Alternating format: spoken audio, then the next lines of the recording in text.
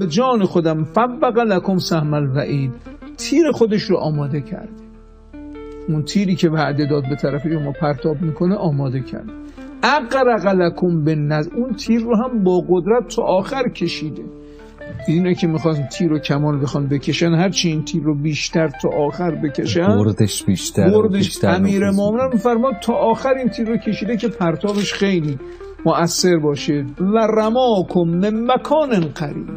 الله، تیر با این برد، تیرانداز شیطان اولا آماده کرده خودشو تا آخرم کشیده که بردشو زیاد بکنه. خدا بردشو زیاد بکنه بگیم فاصله ما خیلی زیاده، نه، رماکم من مکان قریب، از یه جای خیلی نزدیکم داره به شما پرتاب میکنه. میدونه یه تیرانداز مثلا کسی بخواد الان اینجا ما نشستیم به فاصله 4-5 متری با این فاصله کم تازه اون تیر رو هم تا آخر بکشه، حضرت میفرماد هم خودشو آماده کرده، هم تمام تلاششو کرده، هم با شما فاصله زیاد نیست.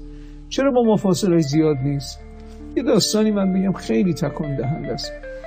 پیامبر خدا تو مسجد النبی معتکف بودن، تو مسجد خودشون در مدینه اعتکاف داشتن. در حالات حضرت هست، حضرت هر سال دهه آخر ماه رمضان در مسجد النبی معتکف میشدن.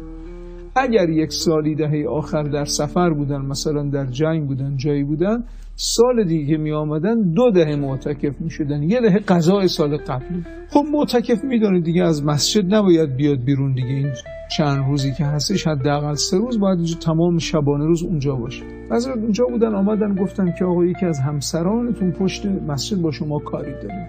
شب بود، پیامبر آمدن پشت مسجد با همسرشون صحبت کنن. تاریک بود دیگه، اون زمان نور که نبود که دیگه پشت مسجد تاریکی کوچه. همینطور که حضرت با همسرش صحبت میکردن 2 نفر از اصحاب از اون طرف عبور کردن، دیدن پیامبر با یه خانمی، خلاصه خانم نامحرمی داره حرف میزنه، تاریکی و پشت دیوار و اینجا و تو این کوچه و با کی داره پیامبر صحبت میکنه.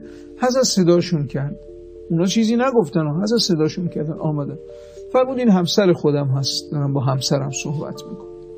گفتن نه یا رسول الله، ما کی سوء ظنی نداریم، چیزی نگفتیم، حرفی نزدیم. فرمود نه میدانم، ولی مگر نمیدانید الله اکبر ان الشیطان یجری مجری الدم، خون چطور در تمام بدن انسان جاریه، شیطان اینجوری در وجود انسان جریان.